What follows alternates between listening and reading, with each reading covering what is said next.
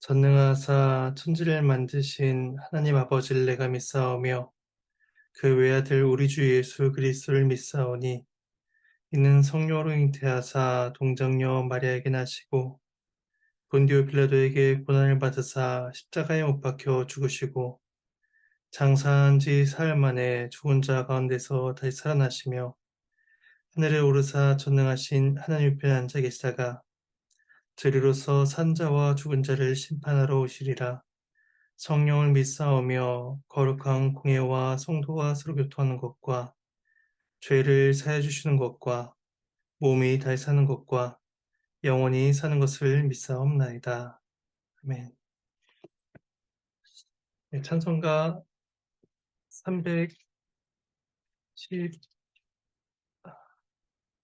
315장 찬송하시겠습니다. 찬송가 315장 1절과 4절을 찬송하시겠습니다. 네, 찬송하시겠습니다. 내 주 되신 주를 참 사랑하고 꼭 그에게 죄를 다 고합니다. 그는 은혜를 주신 내 예수시니 이전보다 더욱 사랑합니다.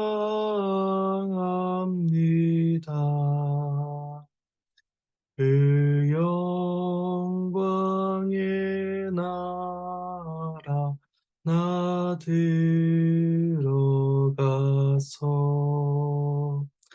그 풍성한 은혜 늘 감사리.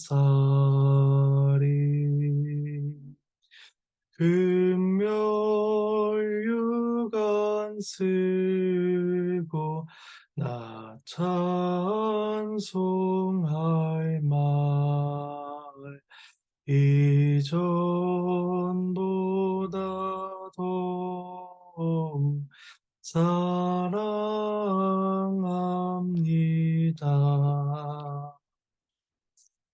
네, 함께 보신 말씀은 구약성경 욥기 3장입니다.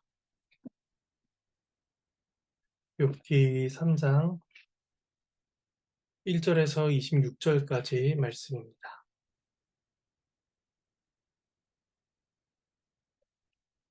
말씀은 문을 살펴가는 가운데 봉독하도록 하겠습니다. 이 말씀을 나누도록 하겠습니다. 몸에 종기가 난 욥은 극심한 고통을 겪게 되었고 각 지역에서 온 새 친구들은 아무 말도 하지 못한 채 욥의 곁에 머무르게 됩니다.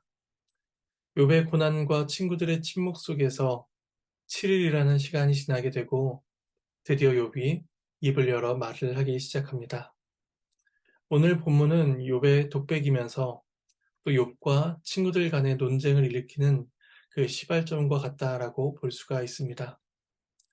욥은 어떤 탄식을 했으며 또 친구들은 무슨 이유 때문에 더 이상 참지 못하고 욥에게 말을 하게 된 것인지 오늘 본문을 통해서 우리는 살펴보게 됩니다. 먼저 1절에서 10절은 고통으로 인한 생애를 저주하는 욥의 탄식이 나타납니다. 제 말씀을 10절까지 봉독하도록 하겠습니다. 그 후에 욥이 입을 열어 자기의 생애를 저주하니라. 욥이 입을 열어 이르되 내가 난 날이 멸망하였더라면 사내 아이를 베었다 하던 그 밤도 그러하였더라면 그날이 캄캄하였더라면 하나님이 위에서 돌아보지 아니하셨더라면 빛도 그날을 비추지 아니하였더라면 어둠과 죽음의 그늘이 그날을 자기 것이라 주장하였더라면 구름이 그 위에 덮였더라면 흑암이 그날을 덮었더라면 그 밤이 캄캄한 어둠에 잡혔더라면 해의 날수와 달의 수에 들지 않았더라면 그 밤에 자식을 베지 못하였더라면 그 밤에 즐거운 소리가 나지 않았더라면 나를 저주한 자들 곧 리오야단을 격동시키기에 익숙한 자들이 그 밤을 저주하였더라면 그 밤에 새벽별들이 어두웠더라면 그 밤이 광명을 발할지라도 얻지 못하며 동틈을 보지 못하였더라면 좋았을 것을. 이는 내 모태의 문을 닫지 아니하여 내 눈으로 환란을 보게 하였음이로구나. 밤낮 7일 동안의 침묵이 그치고 마침내 욥이 입을 열어 자신의 생일을 저주합니다. 일반적으로 출생은 복된 일이며 행복하고 기쁜 일입니다. 또한 생명이 하나님으로부터 온다는 사실은 우리로 하여금 감사와 겸손한 마음을 갖게 하며 생명의 신비에 대한 경외감마저도 들게 합니다. 그런 점에서 생일을 저주하는 욥의 모습은 생명을 주신 하나님에 대한 불만을 드러내는 것이 아닌가라는 생각이 들게 하며 1장과 2장에서 나타났던 욥의 경건함과는 사뭇 차이가 있어 보이기도 합니다. 그러나 우리는 욥의 탄식 속에서 하나님에 대한 어떤 원망이나 또 자신의 생명을 잊게 하신 하나님에 대한 모독과 같은 표현들이 나타나지 않고 있음을 보게 됩니다. 게다가 이후에 나타나는 친구들의 말들 속에서도 자기의 생일을 저주한 욥의 탄식에 대해서 하나님에 대한 모독이다 라고 그에 대한 말을 책망하거나 비판하는 모습이 나타나고 있지 않기 때문에 욥의 친구들도 이 말 자체를 문제시하고 있다라고 우리는 문제시하고 있지 않다는 것을 우리는 보게 됩니다. 그러므로 욥의 탄식은 고통스럽고 참담한 자신의 현실에 대한 탄식이며 또 정직한 심령의 고백이다라고 우리는 보게 됩니다. 우리는 자신의 생일을 저주한 것이 욥뿐만 아니라 예레미야 선지자도 있었음을 보게 됩니다.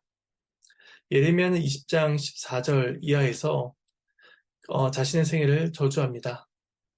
예레미야의 탄식은 예루살렘이 함락되고 또 약속의 땅을 잃어버린 현실을 보며 터져 나오는 슬픔의 호소였습니다.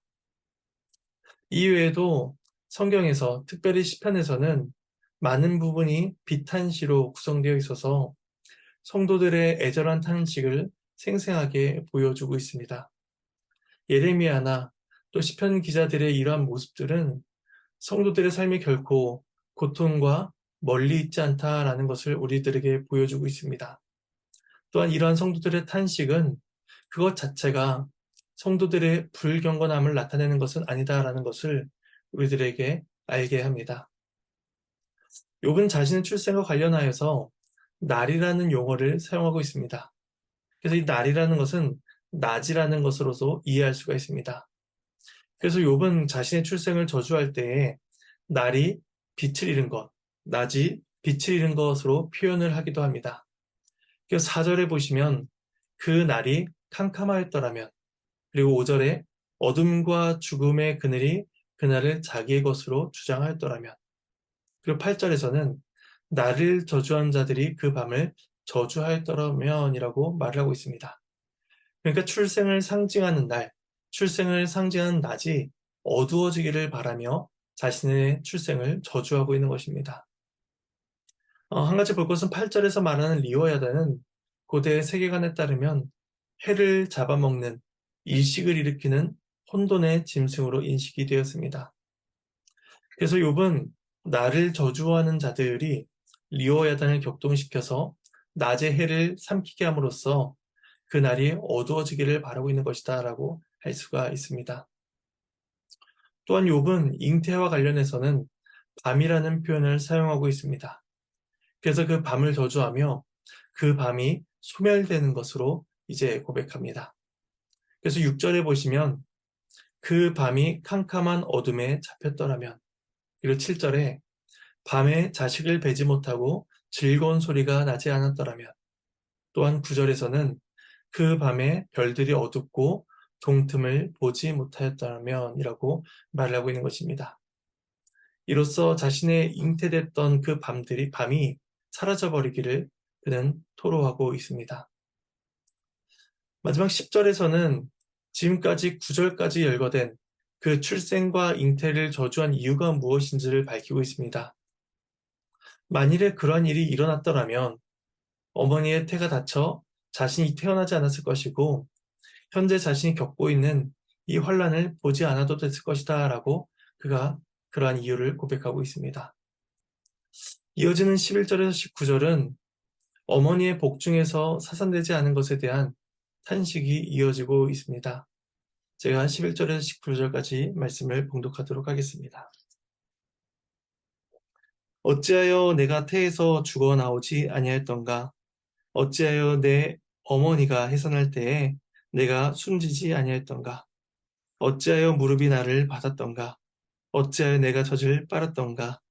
그렇지 아니하였던들 이제는 내가 평안히 누워서 자고 쉬었을 것이니 자기를 위하여 폐허를 일으킨 세상 임금들과 모사들과 함께 있었을 것이요.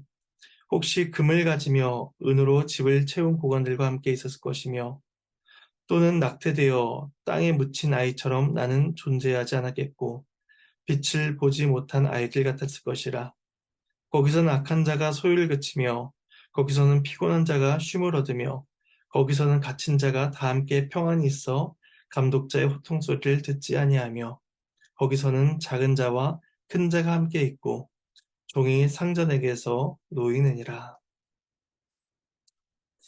이제 욥은 어찌하여 하지 아니하였던가 라는 이 말을 11절과 12절에서 4번이나 반복하면서 그 자신이 처한 절망의 상태를 말을 하고 있습니다. 그는 자신이 출산되기 전 어머니의 뱃속에서 죽지 않은 것과 또한 출산하는 과정 가운데에서 자신이 죽지 않은 것을 탄식합니다. 이 두 과정 속에서 자신이 사산되었다면 이 세상에 존재하지 않았을 것인데 그렇게 되지 않고 안전히 건강히 태어나게 된 사실에 대해서 그가 답답해하고 있습니다. 또한 12절에서는 부모의 무릎이 자신을 받아준 것과 자신이 어머니의 젖을 빨아 영양을 공급받은 것에 대해서 말을 하고 있습니다. 복중에서 출생하여 어머니의 무릎에 받쳐지고 또 그 안에서 모유를 먹게 된 모든 과정들이 결국에는 현재의 비참함을 겪게 했다는 사실에 있어서 욥은 이 모든 일들이 없었어야 마땅했다라고 탄식하고 있는 것입니다. 그래서 13절과 15절에서는 앞서 11절과 12절에서 언급된 일들이 일어나지 않았더라면 자신은 어떠한 대상들과 함께 죽음의 상태 가운데 편히 쉬고 있었을 것이다 라고 가정하고 있습니다. 그들이 누구인지 14절과 15절에서 말을 하고 있는데 그들은 바로 세상의 임금들과 모사들, 고관들입니다. 그들은 어떤 자들인지가 설명이 되고 있습니다. 먼저 임금과 모사는 자기를 위하여 폐허를 일으킨 자라고 말을 하고 있습니다. 황폐한 곳을 수축하여 강력한 성읍을 세운 임금과 모사들이 죽음 가운데 거하고 있다는 것입니다. 또한 고관들은 금과 은으로 집을 가득 채운 자들인데 이들은 이 땅에서 풍요로움을 경험한 자들이다라고 말할 수가 있을 것입니다.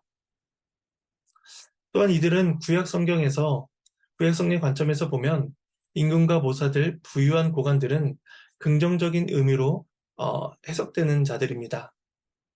왜냐하면 잠언에서 임금은 의, 생명, 지혜와 연결이 되고 있으며 모사들은 평안, 화평, 승리와 연결되어 설명되기 때문입니다.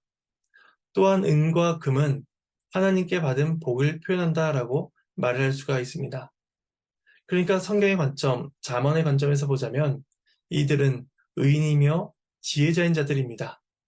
근데 그들이 죽음이라는 영역에서 평안히 쉼을 누리고 있으니 자신이 만일 태어나지 않았다면, 욥이 태어나지 않았다면 그들과 같이 죽음 가운데서 쉼을 누리고 있을 것이다 라고 욥은 이야기하고 있는 것입니다. 그런데 죽음은 이처럼 세상적으로 탁월하거나 혹은 성경적으로 의로운 자들만이 누리는 것이 아니다라고 욥은 말하고 있습니다. 그곳에는 14절과 15절에서 언급된 사람들과는 다른 부류의 사람들도 존재한다는 것입니다. 그것이 16절과 19절까지의 말씀입니다. 그곳에는 낙태되어 땅에 묻힌 아이도 존재하며 빛을 보지 못한 아이, 또는 악한 자, 피곤한 자, 갇힌 자들이 존재하게 됩니다. 이들은 죽음의 시기도 제각기 다르고 이 땅에서 살아간 삶의 양태도 다른 사람들입니다. 이 세상에서는 현격한 대조를 보이는 사람들이지만 공통점은 그들 모두가 죽음 이후에 똑같은 쉼을 누리고 있다는 것입니다. 이러한 상태는 죽음이 주는 안식을 보여주고 있으며 욥 또한 그 평안을 누리기를 소망하고 있다라고 할 수가 있을 것입니다. 그런데 우리는 여기에서 나타나는 욥의 탄식 속에서 욥의 새 친구들과 논쟁하게 될 만한 한 가지 주제를 발견하게 됩니다. 그것은 바로 인과응보의 원리입니다. 이후에 보게 되겠지만 그 욥의 친구들이 욥에게 주장하는 것은 네가 죄를 지었으니 벌을 받는다라는 인과응보의 원리입니다. 근데 오늘 본문에서 욥이 말하고 있는 죽음의 상태는 이런 인과응보의 원리가 완전히 무너진 것처럼 보여집니다. 그곳에는 임금과 모사, 고관들과 같은 탁월하고 의로운 자들만이 거하는 것이 아니라 태어나지도 못해 아무런 업적을 남기지 못한 자, 악한 자, 피곤한 자, 갇힌 자들이 그들과 함께 평안을 누리고 있기 때문입니다. 이러한 사실은 19절에서도 잘 드러나고 있습니다. 작은 자와 큰 자가 함께 있게 되는 곳, 그리고 종이 상전에게서 노임으로써 종과 상전의 구분이 없어진 곳, 그것이 바로 죽음 이후의 상태라는 것입니다. 이 땅에서 갖는 인과응보와 질서의 원리가 깨어져 아무런 효력을 발휘하지 않는 곳, 그것이 바로 죽음 이후의 세상이다 라고 욥은 주장하고 있으며 친구들은 그것을 인과응보가 깨진 세상이다 라고 느끼게 된 것입니다. 그래서 욥을 향한 친구들의 권면과 질타가 이제 4장부터 나타나게 될 것입니다. 그리고 마지막으로 20절에서 26절은 욥이 고통스러운 삶에 대한 회의와 탄식을 이어가고 있습니다. 이제 마지막으로 말씀을 봉독하도록 하겠습니다. 어찌하여 고난당하는 자에게 빛을 주셨으며 마음이 아픈 자에게 생명을 주셨는고 이러한 자는 죽기를 바라도 오지 아니하니 땅을 파고 숨긴 보배를 찾음보다 죽음을 구하는 것을 더하다가 무덤을 찾아 얻으면 심히 기뻐하고 즐거워하나니 하나님에게 둘러싸여 길이 아득한 사람에게 어찌하여 빛을 주셨는고 나는 음식 앞에서도 탄식이 나며 내가 앓는 소리는 물이 쏟아지는 소리 같구나. 내가 두려워하는 그것이 내게 임하고 내가 무서워하는 그것이 내 몸에 미쳤구나. 나에게는 평온도 없고 안일도 없고 휴식도 없고 다만 불안함이 있구나. 네, 하나님의 말씀입니다. 하나님께 감사합니다. 욥은 또 이어서 탄식하기를 어찌하여 주셨는가라는 질문을 통해서 혹독한 고난 가운데 생명을 연장시키시는 하나님의 섭리에 대한 질문을 던지고 있습니다. 그리고 그는 보물을 찾는 비유를 통해서 자신이 얼마나 죽음을 찾고 있고 죽음을 얼마나 갈망하고 있는지를 또한 이야기하고 있습니다. 하지만 숨겨진 보물을 쉽게 발견할 수 없듯이 죽음이라는 것은 욥에게 있어 쉽게 얻어낼 수 있는 것이 아니었습니다. 그는 22절에서 보물을 찾는 자의 비유를 이어갑니다. 도굴꾼이 무덤을 찾게 된다면 심히 기뻐하고 즐거워하게 된다는 것입니다. 보물을 찾는 자들에게 왕이나 귀족들의 무덤은 많은 보물이 숨겨져 있는 곳이었습니다. 따라서 그 무덤을 발견한다면 심히 기뻐할 수밖에 없는 것이죠. 욥은 자신이 죽음에 이르게 된다면 마치 도굴꾼들이 무덤을 찾아 기뻐했듯이 그와 같이 기뻐하게 될 것이다 라고 이야기합니다. 그리고 이어진 23절에서는 하나님의 섭리에 대한 고백을 이어가고 있습니다. 자신이 겪는 현재의 고난이 하나님께로부터 온 것은 확실하지만 그 이유와 목적은 발견하지 못한 데서 오는 섭리에 대한 고백을 하고 있는 것입니다. 그는 자신이 겪는 고난을 설명하기를 하나님에 의해 길이 가리워지고 감추어졌다라고 말을 합니다. 그러한 상황 속에서 자신의 그 고난의 해결책을 발견할 수 없는 것을 자신은 보고 있으며 어찌하여 하나님께서 생명의 빛을 연장시켜 주시는가 라는 의문을 던질 뿐이었습니다. 이런 해결될 수 없는 문제, 또 답해질 수 없는 그런 섭리의 문제 속에서 그는 자신의 삶을 보며 탄식을 이어가고 있습니다. 그것이 마지막 24절에서 26절의 이야기입니다. 욥은 음식 앞에서도 먹지 못하고 탄식할 수밖에 없었으며 그에게서 나오는 탄식의 울부짖음은 마치 물이 퍼부어 쏟아지는 소리와도 같았습니다. 욥은 자신의 출생과 잉태가 없던 것 같이 되며 또한 자신의 삶이 죽음에 있는 자들과 같이 되기를 바랬지만 그의 삶은 그렇지 못했습니다. 오히려 생명을 공급받아서 죽고 싶어도 죽을 수 없는 절망적인 그러한 상황은 욥에게는 두려움과 공포 자체였다라고 할 수가 있습니다. 그래서 그는 마지막으로 자신의 삶을 평가합니다. 평온, 안일, 휴식 이런 것들은 자신에게 필요한 것인데 이 필요한 것은 자신의 손에 쥐어져 있지 않고 도리어 자신에게 필요 없는 것, 자신에게 없어야 하는 것, 불안만이 자신에게 가득하다라는 것입니다. 재산과 사랑한 자녀들까지 잃고 이제는 견딜 수 없는 육체의 고통 속에서 뱉어내는 그의 탄식은 참으로 애절하다라는 것을 우리는 보게 됩니다. 이런 욥의 탄식은 이렇게 맞춰지게 됩니다. 제 말씀에 대한 적용점을 간단히 생각해 보도록 하겠습니다. 욥의 탄식은 이 세상을 살아가는 모든 사람들의 탄식이며 또 이 세상을 살아가는 성도의 탄식이라고 할 수가 있을 것입니다. 우리는 해결될 수 없는 고난의 문제 앞에서 또 이해될 수 없는 하나님의 섭리의 문제 앞에서 욥과 같이 내가 태어나지 않았더라면 이런 극한의 탄식을 하게 됩니다. 그런데 욥은 자신에게 평온과 쉼은 없으며 불안과 두려움만이 가득했지만 한 가지 결단코 하나님을 원망하거나 하나님에 대한 주권을 의심하지 않습니다. 도리어 자신의 모든 슬픔과 아픔과 탄식을 하나님 앞에서 쏟아내고 있다는 점을 우리는 보게 됩니다. 우리는 욥의 탄식을 보며 하나님께서 우리들의 탄식, 성도들의 탄식을 책망하시거나 모른 척하지 아니하신다는 사실을 우리는 기억해야 할 것입니다. 물론 욥은 자신의 문제에 대한 그 답을 마지막 때에 이후에 한참 시간이 지나서야 얻게 되겠지만 그러한 고통이 하나님 앞에서 쏟아지고 있으며 또 하나님께서 그 모든 것들을 들어주신다는 사실을 기억하며 우리의 고통이 하나님 앞에 있음을 기억하고 우리의 마음 또한 하나님 앞에 내어놓아야 할 것입니다.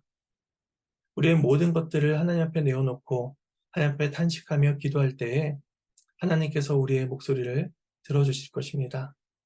하나님의 은혜를 구하며 고통 가운데 우리 삶 가운데 나아가는 복된 삶이 되기를 간절히 소망합니다. 제가 잠시 기도하도록 하겠습니다. 하나님의 은혜에 감사를 드립니다. 욥의 탄식과 절망 가운데 있는 모습을 통해서도 우리에게 교훈과 또 하나님의 은혜를 구하게 하심에 감사를 드립니다. 욥이 자신의 삶을 토로하며 괴로워하지만 결코 하나님 앞에 원망과 불만을 쏟아내지 않고 있음을 보며 우리 또한 우리의 모든 탄식이 하나님 앞에 쏟아지기를 소망하며 또 우리의 입술로 하나님 앞에 범죄하지 않기를 간절히 소망하옵나이다. 고통과 슬픔 가운데 살아간 우리의 인생 속에서 우리의 모든 문제와 아픔을 주 앞에 내어놓게 하여 주시옵소서. 비록 우리의 생명을 하나님 앞에 탄식하는 그 고통까지도 하나님께서 다 들어주신다는 사실을 기억하며 하나님 앞에 정직하게 나아가는 우리 모두가 될 수 있도록 도와주시옵소서. 감사를 드리옵고 이 모든 말씀 예수님의 이름으로 기도드립니다. 네, 주님께서 가르쳐주신 기도로 마치도록 하겠습니다. 하늘에 계신 우리 아버지여, 이름이 거룩히 여김을 받으시오며 나라가 임하시오며 뜻이 하늘에서 이루어진 것 같이 땅에서도 이루어지리이다. 오늘 우리에게 일용할 양식을 주시옵고 우리가 우리에게 죄 지은 자를 사하여 준 것 같이 우리의 죄를 사하여 주시옵고 우리를 시험에 들게 하지 마시옵고 다만 악에서 구하시옵소서. 나라와 권세와 영광이 아버지께 영원히 있사옵나이다.